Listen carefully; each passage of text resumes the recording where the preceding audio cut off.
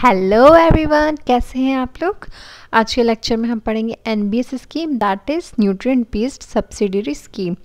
देखिए, ये topic ICR, JRF या एसआरएफ के पॉइंट ऑफ व्यू से या यूपीएससी की आप तैयारी करें उस पॉइंट ऑफ व्यू से बहुत इंपॉर्टेंट है। और ये छोटा सा टॉपिक लोगों को कई बार समझ में नहीं आता है, तो पूरे वीडियो को देखिएगा, आपको एकदम अच्छे से मैं सिंप्लीफाइड करके इसको समझाऊँगी। ठीक है, तो चलिए स्टार्ट करते हैं। सबसे पहले तो ये 2010 में इसका कॉन्सेप्ट लाया गया था। डेट्स याद रखना बहुत इम्पॉर्टेंट है, बिकॉज इन्हीं सबसे छोटी छोटी लाइनों से जीके उठ के आ जाता है।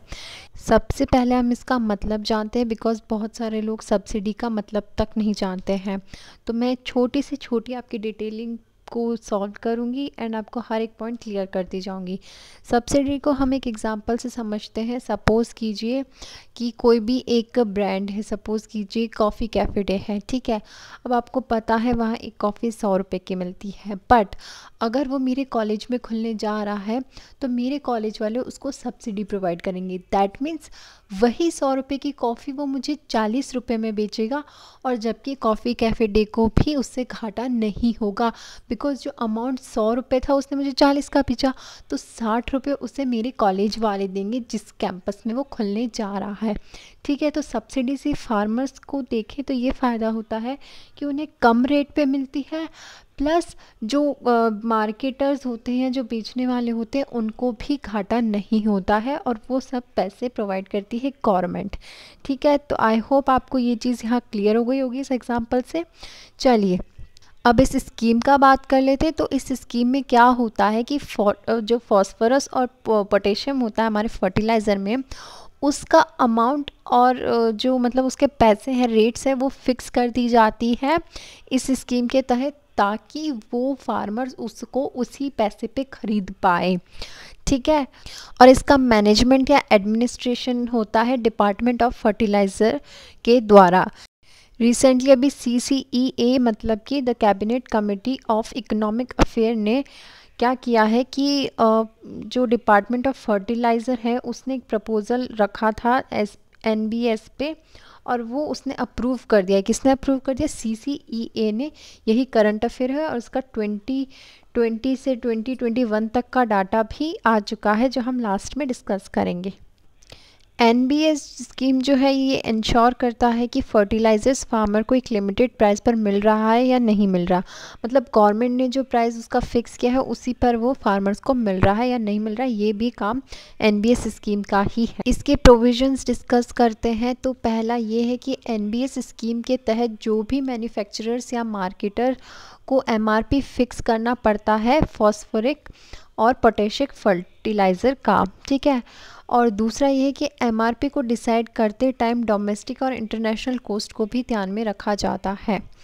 इसका एम्स का बात करें तो एग्रीकल्चर सेक्टर हमारे GDP को ऑलमोस्ट 15% कंट्रीब्यूट करता आया है, और एग्रीकल्चर सेक्टर की प्रॉपर ग्रोथ सॉइल के न्यूट्रिएंट पे डिपेंड करती है। इसलिए फार्मर को सही क्वालिटी और सही प्राइस पर फर्टिलाइज़र का मिलना बहुत ज़रूरी है, जिससे हमारे फार्मर और एग्रीकल्चर सेक्टर का ग्रोथ हो और हमारे देश का भी उससे विकास हो।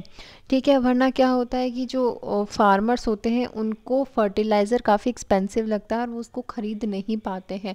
वो उसको बिना ख़रीदे जो फसल उगाते हैं वो फसल ढंग से नहीं उगती, और उनको क्रॉप का नुकसान हो जाता है। तो सॉइल में न्यूट्रिएंट की मात्रा एकदम बराबर होना भी बहुत ज़रूरी है एक अच्छी क्रॉप को उगाने के लिए। इसीलिए ज़्यादातर आपको देखा होगा कि ज़्यादातर फार्मर यूरिया के अलावा और कोई यूज़ नहीं करते हैं फर्टिलाइज़र, और यूरिया से सिर्फ नाइट्रोजन मिलता है। NPK तीनों इंपॉर्टेंट होते हैं, जिसमें से सिर्फ यूरिया से N मिल पाता है और PK नहीं मिल पाता है। इसके अलावा फर्टिलाइज़र का बैलेंस्ड यूज़ हो और एग्रीकल्चर प्रोडक्टिविटी को इम्प्रूव करना है, और सब्सिडरी का बर्डन भी रिड्यूस करना है।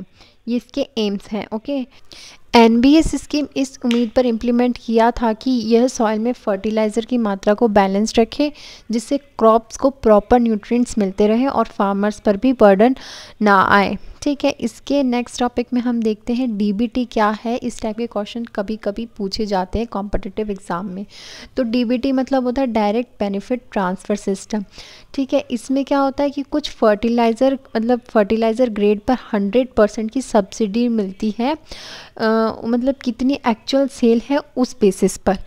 ठीक है, तो उसी को डायरेक्ट बेनिफिट ट्रांसफ़र कहते हैं। और इस साल का डाटा यहाँ पे लिखा है 2021 का, और प्राइस भी आप देख सकते हैं इसके अकॉर्डिंग कि एनपीके का क्या प्राइस है। यूरिया अभी तक नहीं इंट्रोड्यूस किया है इसमें, बट उसको भी बात करी जा रही है, बिकॉज़ यूरिया अभी तक क्या है कि वैसे ही सबको इनफ मात्रा में मिल जाता है। आप देखेंगे फार्मर सिर्फ यूरिया यूज़ करता है, जिससे नाइट्रोजन की ही क्वांटिटी बढ़ती जाती है। तो पीएनपीके भी ज़रूरी है, पीके को भी इंड्यूस करने के लिए ये स्कीम लाई गई थी 2010 में। ठीक है, देखिए काफ़ी शॉर्ट सा टॉपिक था और इतना कॉम्प्लिकेटेड भी नहीं था, आप एक बार में इसको समझ सकते हैं। और स्टिल मैंने आपके लिए बहुत सिंप्लीफाई से करने की कोशिश की है। स्टिल अगर आप अपने फ्रेंड से या किसी से भी डिस्कस करते हैं और कोई भी इस टॉपिक से रिलेटेड डाउट आता है, आप मुझे नीचे कमेंट करके ज़रूर बता सकते हैं। ओके, आज के लिए इतना ही। Thank you so much. पढ़ाई करते रहिए और रेगुलर अपना कोर्स कंप्लीट करते रहिए। Thank you, bye bye.